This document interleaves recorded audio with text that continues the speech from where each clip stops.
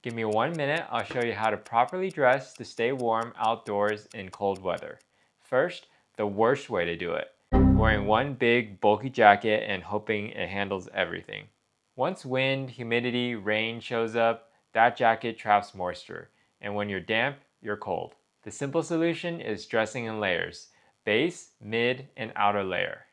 Your base layer is the foundational layer. It goes right on your skin, and ideally it's made out of wool. Its job isn't warmth, it's to keep you dry. The next layer is the mid layer, which is for insulation. Think fleece, down jacket, or even a thick hoodie, depending on how cold it is.